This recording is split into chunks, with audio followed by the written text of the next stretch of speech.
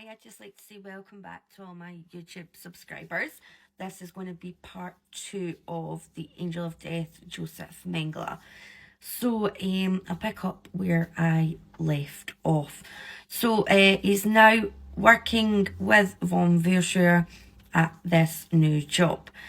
So it's 1937. Now, 1937 is also the year in which he decides to join the Nazi Party.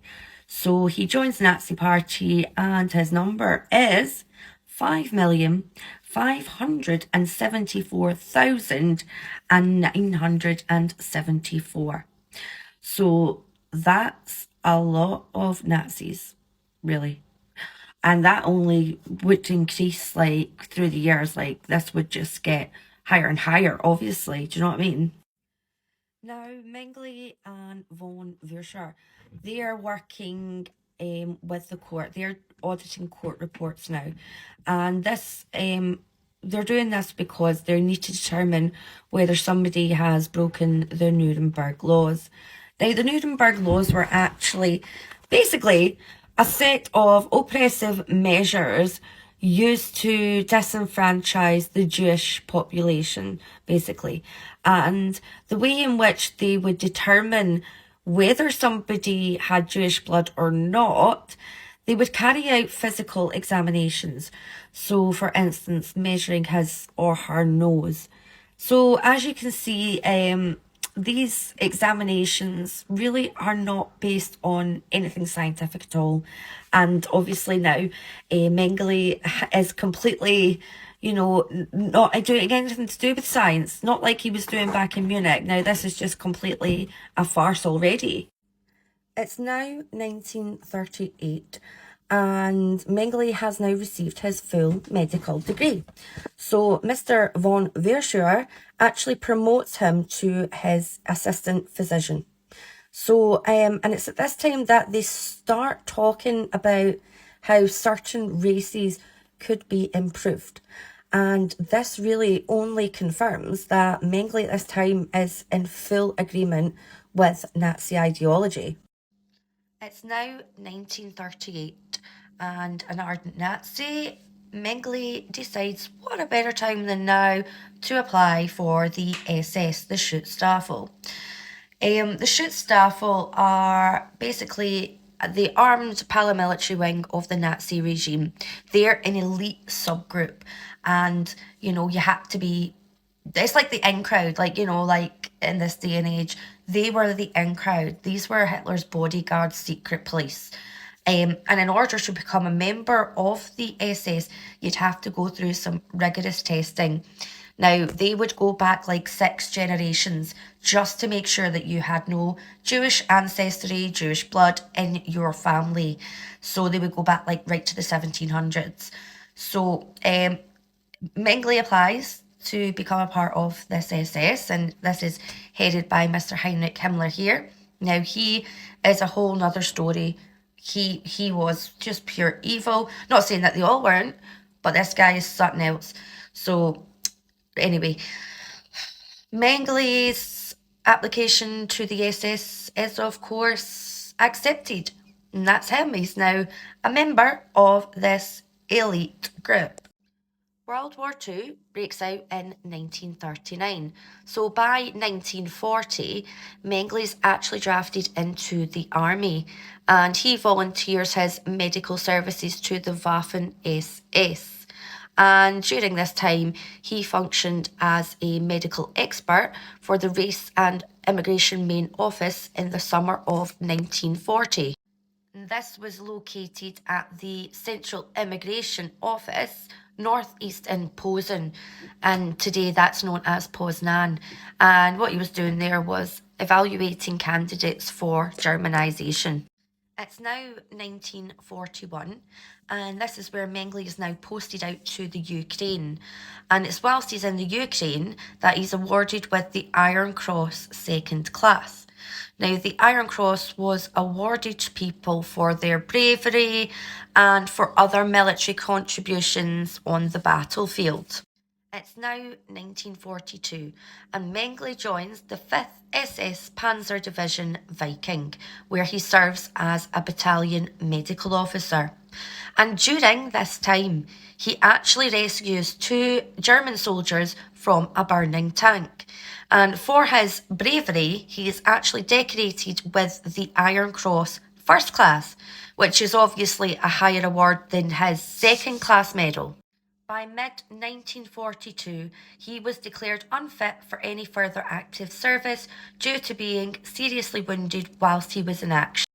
So that's Mengele now out of the war. Well, he's not out of the war, but he's no longer able to fight in the war. So he gets posted to the Kaiser Wilhelm Institute for Anthropology, Human Genetics, and Eugenics. And this institute is actually being directed by none other than von Visscher. So that's them working together again. And in April 1943, Mengele is actually promoted to SS captain. Whilst working at the KWI, it was here that von Visscher was encouraging Mengele to get a posting at a concentration camp. So the reason for this is because von Visscher had this fascination with twins, and this was clearly being passed down to Mengele. And the reason for this is because the Nazi ideal of the future would benefit from genetics, or so they thought, according to Nazi doctrine. And they thought that if the so-called perfect Aryan woman was to give birth to twins that they could be sure would have blonde hair and blue eyes, that the future of this race could be saved. And not only that, but it would be like reproducing at double the pace. So this would be perfect. And the reason that von Visscher wanted Mengele to get the posting at the concentration camps is because that twins would be there in abundance, meaning that it would give Mengele plenty of opportunities to carry out his sick pseudoscience experiments. Personally, I assume that it took less than little persuasion or encouragement for Mengele to go and apply for a post at a concentration camp. And he did, that's what he did. He applied. And no surprises, but his application was successful. So on the 30th of May 1943, Dr. Josef Mengele was posted to Auschwitz concentration camp. Upon arrival at the Auschwitz concentration camp, Mengele was quickly appointed by the chief medical officer at the time to chief physician of the Romani family camp in Birkenau. Now, Birkenau was basically a sub-camp of the main Auschwitz complex, so he was now in charge of this. Although he is well known for his medical experiments, Mengele is also notorious for the part that he played in the selections. So, as a part of SS guards and medical staff's duties, they would have to carry out selections on the incoming prisoners. So that meant that you'd either be selected for hard labour or you would be selected to go straight to the gas chambers. And these prisoners, upon arrival, they had no idea that this was what was going to happen to them. So I'm just going to give you a little insight into how this all went down, and this is based on accounts from actual survivors. So back in Germany, Poland, Czechoslovakia, anywhere that Germany had invaded, they created things called ghettos. And this is where they would place all the Jews or all the undesirables and segregate them from the rest of everyone else. And now, as part of the final solution, they were now being rounded up and put onto trains, which were going to transport them to the concentration camps.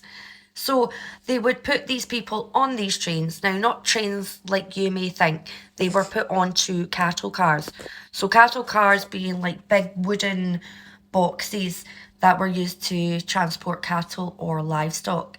And they were being packed onto these carts so tightly that they could barely even breathe.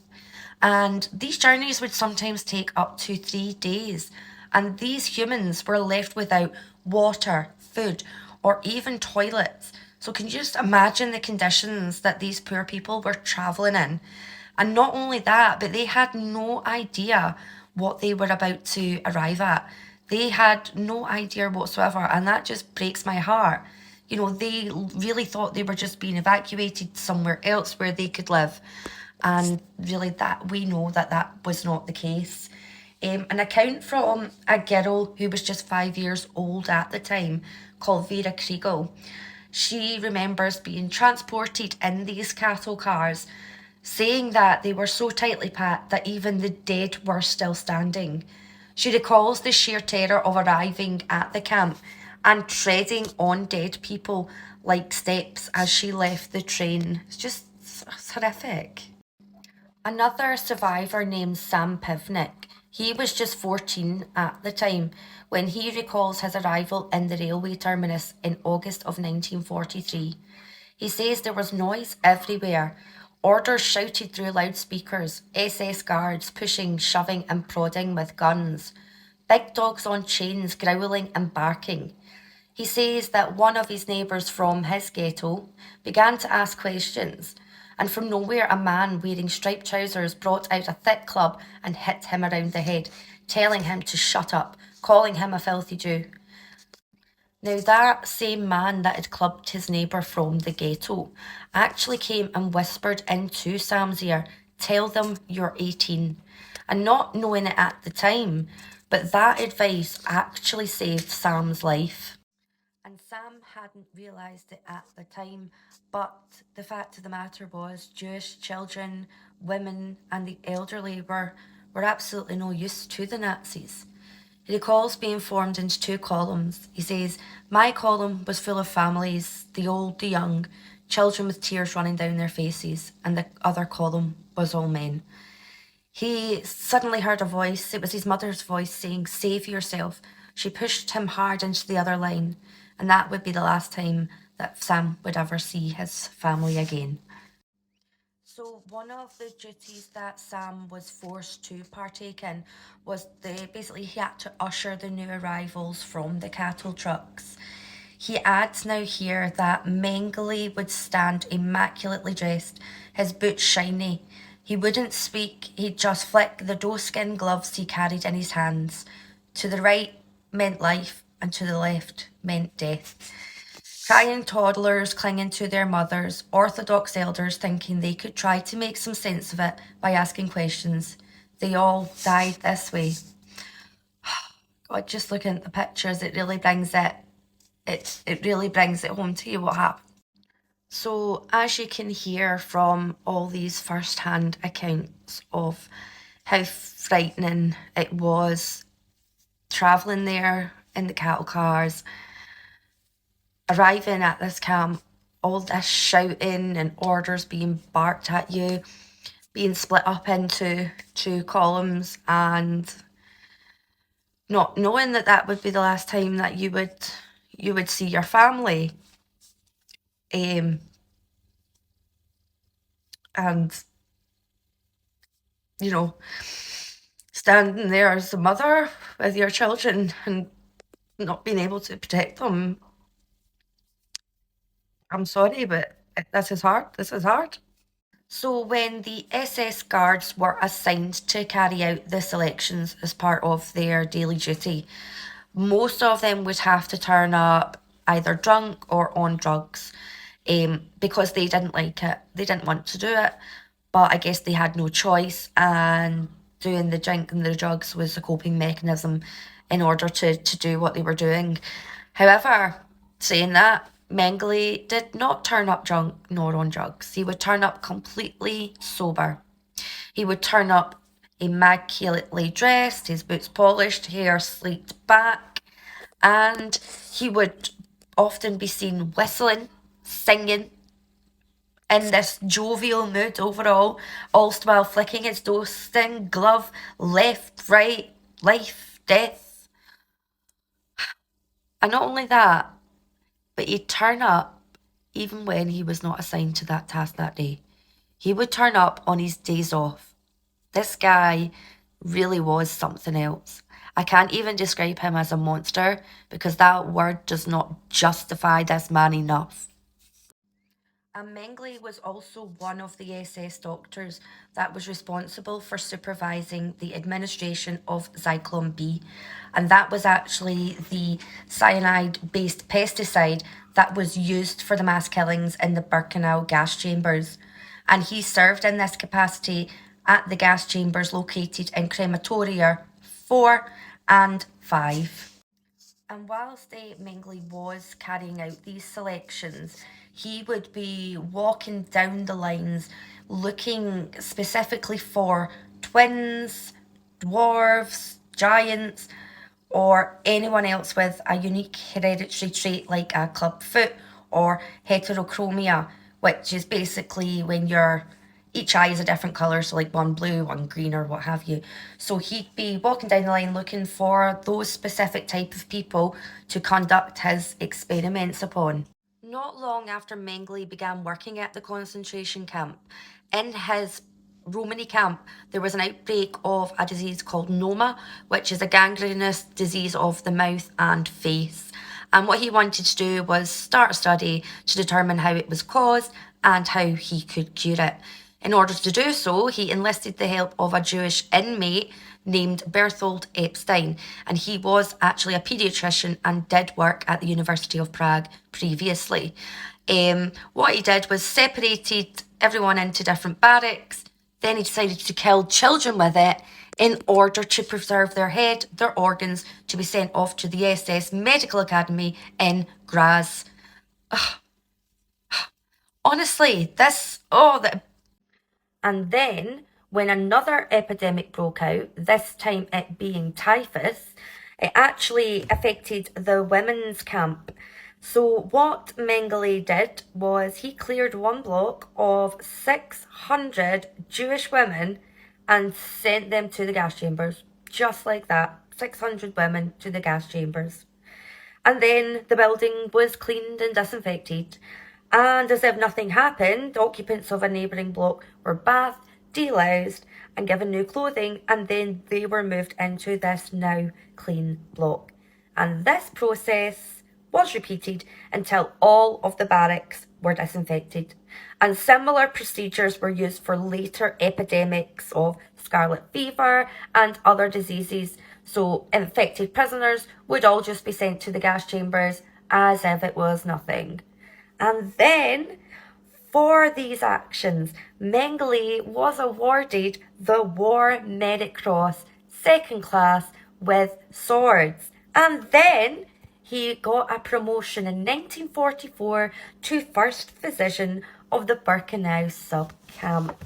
So let's all give this man a motherfucking round of applause. Another one of Mengele's duties included visiting the hospital barracks on the camp on a weekly basis. And he'd be there to determine whether somebody had recovered or they hadn't recovered. And you were only given 2 weeks to recover. So if you'd not recovered within those 2 weeks, then you were getting sent straight to the gas chamber. And how he would decide on this would be forcing them to stand at the side of their beds. And if they couldn't do that, they were just deemed unfit, useless, and no use anymore. So they were going to be sent away.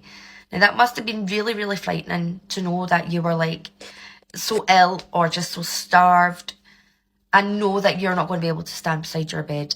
And you know that's, many tried, and that must have just been an awful sight, just trying to grasp onto that last little bit of control of their lives. And they just couldn't. And this is where Sam Pivnik experiences another miracle. And this is where I'm going to leave part 2. Yes, I know this is a very long video, but there's so much I'm trying to cram in. Like, this could go on for hours and hours and hours and hours. So I'm really trying my best to condense it down as possible. So this is going to be the end of part 2. So I hope to catch you in part 3. And thank you again so much for watching, subscribing, commenting and liking. It's so appreciated. Thanks guys. See you soon.